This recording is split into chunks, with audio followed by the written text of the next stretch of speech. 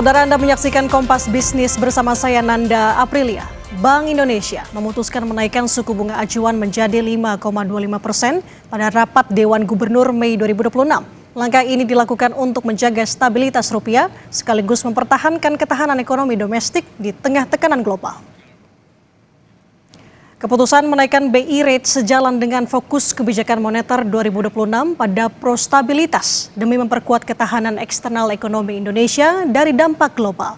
Sebelumnya, Saudara, dalam rapat kerja dengan Komisi 11 DPR, Gubernur BI Peri Warjio mengatakan rata-rata nilai tukar rupiah sepanjang tahun masih diyakini berada di kisaran asumsi makro yang telah disepakati pemerintah dan juga DPR, yakni 16.200 hingga 16.800 per dolar Amerika Serikat.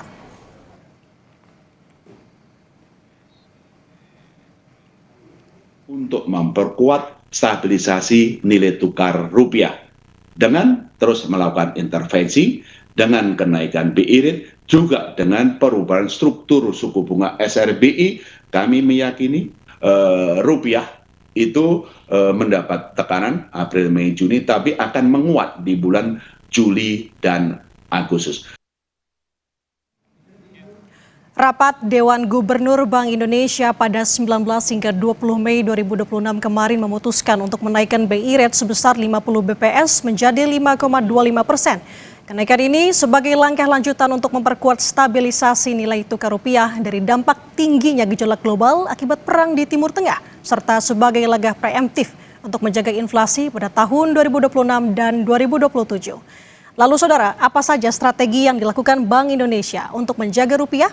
Kita akan bahas pagi ini bersama dengan Kepala Departemen Kebijakan Ekonomi dan Moneter Bank Indonesia, Firman Mukhtar, yang sudah bergabung bersama kami melalui sambungan daring. Assalamualaikum, selamat pagi Pak Firman, apa kabar?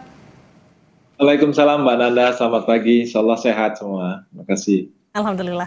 Pak Firman, sebenarnya setelah RDG kemarin bagaimana asesmen Bank Indonesia terhadap perkembangan dan juga prospek ekonomi global, khususnya di sini adalah dampak dari gejolak di Timur Tengah? Terima kasih Mbak. Jadi memang kami terus mencermati bagaimana perkembangan kondisi global yang sampai saat ini masih ketidakpastian masih tidak tinggi. Kita semua memaklumi bagaimana perang di Timur Tengah masih berlanjut dengan berbagai ketidakpastian, kesepakatan yang memang masih belum ada titik temu.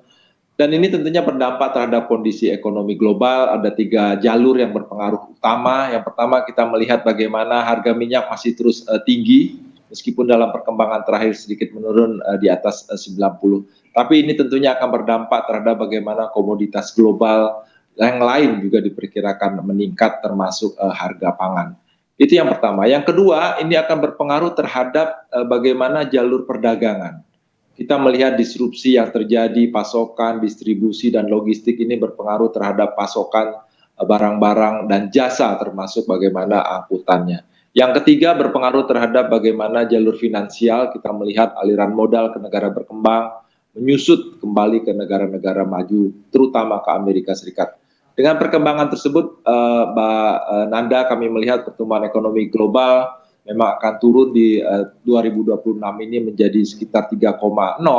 Namun yang menjadi perhatian adalah terkait dengan inflasi. Kami melakukan revisi ke atas inflasi global dari semula 4,2 menjadi 4,3, bahkan dibandingkan dengan awal tahun masih di sekitar 4,0. Jadi memang perang ini memicu ketidakpastian, ekonomi global memang akan sedikit rendah, inflasi masih lebih tinggi. Dan yang satu menjadi perhatian Mbak Nanda adalah aliran modal. Aliran modal ke negara berkembang menurun. Dan ini memberikan dampak terhadap bagaimana permintaan terhadap dolar yang meningkat. Kita melihat DXY terus meningkat, berada pada angka di sekitar 99. Dan ini yang berpengaruh terhadap mata uang negara berkembang, termasuk Indonesia yang melemah. Artinya tidak menampik sebenarnya dari konflik Timur Tengah ini berdampak terhadap sejumlah komunitas global dan juga tentu komunitas domestik. Lalu Pak Firman, bagaimana asesmen Bank Indonesia terhadap dampak dari konflik di Timur Tengah tadi yang berkepanjangan sampai dengan saat ini terhadap harga komoditas global, termasuk tadi Bapak sudah menyinggung minyak dunia, harga minyak dunia yang dampaknya lanjutannya terhadap prospek inflasi global. Lalu bagaimana pula pengaruhnya terhadap arah kebijakan moneter global termasuk dengan Fed Funds, Pak Firman? Jadi memang seperti saya sampaikan tadi, disrupsi global terkait dengan logistik, terkait dengan distribusi ini meningkatkan permintaan, berpengaruh terhadap pasokan barang dan jasa. Kita melihat harga komoditas yang lain pun meningkat, bukan hanya energi. Harga minyak kita sudah pahami bersama meningkat, tapi harga non-energi juga mengalami peningkatan. Dan inilah yang memberikan tekanan terhadap inflasi global yang kami sampaikan tadi akan meningkat menjadi di sekitar 4,3, bukan hanya di negara berkembang tapi juga di negara maju. Yang menjadi perhatian tentunya adalah terkait dengan policy respon yang akan ditempuh berbagai bank sentral termasuk Federal Reserve. Dengan kenaikan harga dan kemudian berdampak ke inflasi ini, kami melihat bahwa policy respon yang akan ditempuh berbagai bank sentral sudah mulai terjadi pengetatan. Bahkan beberapa negara sudah mulai melakukan kenaikan policy rate. Kita melihat tetangga kita Filipina sudah mengalami peningkatan. Dan terkait dengan the Fed, kita melihat bahwa ruang penurunan di 2026 ini sepertinya sudah akan habis, dipertahankan sampai dengan akhir tahun di sekitar 3,75. Bahkan ada risiko kemungkinan policy rate dari the Fed Fund Rate akan meningkat di tahun 2027. Ini yang menjadi cermatan kita, Mbak Nanda. Persepsi investor global sudah mulai beralih terkait dengan aliran modal. Kita sudah melihat bagaimana tekanan terhadap berbagai mata uang di berbagai negara. Oke, policy response dari Bank Sentral cukup penting di sini. Tadi Pak Firman sampaikan. Lalu bagaimana asesmen Bank Indonesia terhadap ketahanan dan juga kinerja perekonomian Indonesia terhadap dampak dari rambatan tadi Pak atas memburuknya perekonomian dan pasar keuangan global akibat Perang Timur Tengah? Sejauh ini policy respon yang kita tempuh dari fiskal, dari moneter secara umum masih tetap dapat mempertahankan pertumbuhan ekonomi. Kemarin di triwulan 1 kita mencatat pertumbuhan ekonomi bergerak pada angka 5,61%. Kami melihat ke depan pertumbuhan ekonomi ini memang perlu terus kita dorong melalui permintaan domestik terutama ya. Jadi di 2026 kami perkirakan pertumbuhan ekonomi akan bergerak pada angka 4,9 hingga 5,71%. Angka ini perlu terus didorong untuk dapat mempertahankan ketahanan ekonomi, khususnya dari pertumbuhan ekonomi. Dari inflasi, kita kemarin mencatat inflasi masih tetap terkendali. Inflasi IHK, indeks harga konsumen secara keseluruhan masih bergerak di sekitar 3%. Inflasi inti yang cerminan pertumbuhan inflasi domestik masih bertahan di sekitar 2%. Ini secara umum Mbak Nanda menandakan bagaimana daya serap perekonomian domestik dari sisi internal, pertumbuhan ekonomi inflasi masih tetap baik. Yang menjadi perhatian adalah terkait dengan sisi eksternal. Seperti saya sampaikan tadi, jalur perdagangan, jalur finansial, jalur komoditas akan berpengaruh terhadap bagaimana ketahanan dari sisi eksternal. Sejauh ini kita melihat ketahanan eksternal kita masih tetap baik, meskipun ada aliran modal mengalami peningkatan, dipengaruhi sentimen global, dan dari sisi permintaan falas domestik juga meningkat pengaruh musiman. Tapi kita meyakini dan kita terus Bank Indonesia akan berusaha keras menjaga ketahanan eksternal tersebut, Mbak Nanda. Oke, ini tidak kalah penting sebenarnya Pak Firman. Lalu bagaimana kebijakan moneter dalam respons kondisi perekonomian global dan domestik terkini? Tapi tahan dulu jawabannya Pak Firman, kita akan kembali selesai jeda. Tetaplah bersama kami di Kompas Bisnis, Saudara.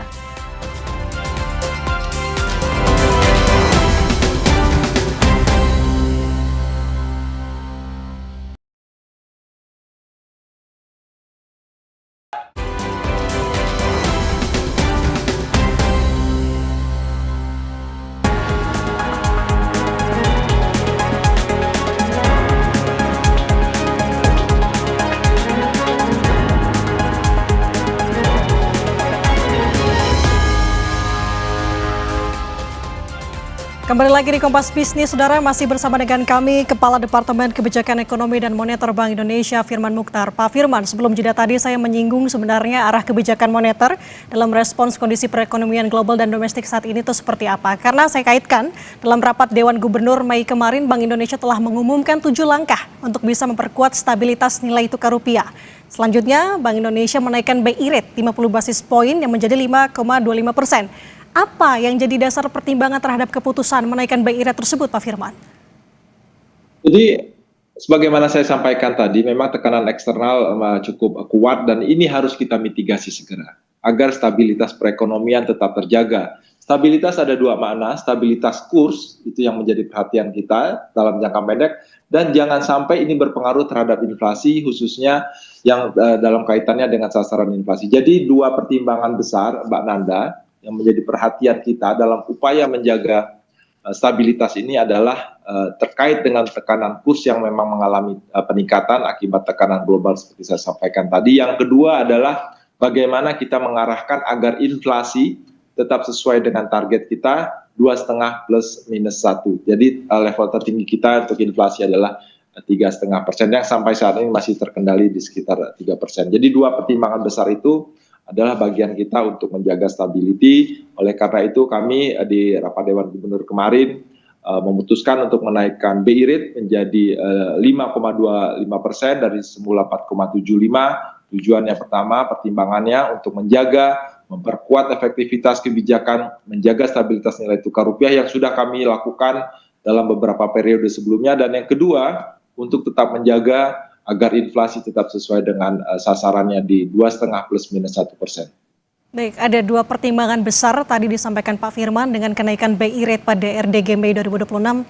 Sepertinya kebijakan moneter diarahkan fokus pada stabilitas. Nah, dalam kaitan ini Pak Firman, bagaimana kebijakan Bank Indonesia dalam mendorong pertumbuhan agar terus berjalan? Belum ke arah situ, Mbak Nanda, dapat kami sampaikan dua hal besar itu adalah menjadi pertimbangan kami menjaga stabilitas, pro-stability untuk kebijakan moneter. Dua hal, ada 7 langkah yang kami dapat lakukan, yang sudah kami lakukan untuk memperkuat ketahanan perekonomian dari sisi stabilitas, ada 7 langkah. Yang pertama, seperti tadi, menjaga stabilitas nilai tukar melalui intervensi around the world, around the clock. Semua intervensi di spot market, NDF, NDF kita lakukan. Yang kedua, kita naikkan policy rate, BI rate tadi seperti saya sampaikan menjadi 5,25 dan diikuti dengan bagaimana instrumen moneter SRBI kami yang juga kami naikkan. Yang ketiga adalah bagaimana kita mengoptimalkan SRBI. SRBI ini Sekuritas Rupiah Bank Indonesia untuk menarik inflow di tengah keterbatasan inflow out dari global ke instrumen lain. Sejauh ini SRBI cukup berhasil menarik inflow dan ini yang dapat positif menjaga stabilitas nilai tukar. Yang keempat adalah bagaimana kami tetap menjaga kecukupan likuiditas. Tentunya pada saat kita melakukan intervensi akan ada likuiditas yang tertarik dan saat itu kami lakukan sterilisasi. Saat ini target kami tetap mengarahkan uang primer kita bergerak pada double digit yang terakhir tercatat 14,1%. Kemudian yang kelima, ini juga kami lakukan terkait dengan menurunkan batasan pembelian dolar non-underlying dari semula 50.000 menjadi 25.000. Jadi yang tanpa underlying sekarang hanya 25.000 dolar. Dan yang keenam ini adalah terkait dengan bagaimana kita melakukan local currency transaction dengan berbagai negara. Dan terakhir menjadi penting Mbak Nanda untuk memperkuat stabilitas nilai tukar ini adalah bagaimana kita memastikan bahwa permintaan falas ini memang digunakan untuk hal-hal yang produktif. Dalam kaitan ini kami Bank Indonesia akan terus meningkatkan pengawasan terhadap kegiatan-kegiatan di permintaan falas di perbankan. Itu dari sisi nilai tukar Mbak Nanda. Pertanyaannya tadi terkait dengan pertumbuhan. Kami tentunya dari Bank Indonesia akan tetap berupaya agar menjaga keseimbangan, menjaga pertumbuhan ekonomi. Dari sisi kebijakan moneter, saya sampaikan tadi kita akan lebih sifatnya pro-stability.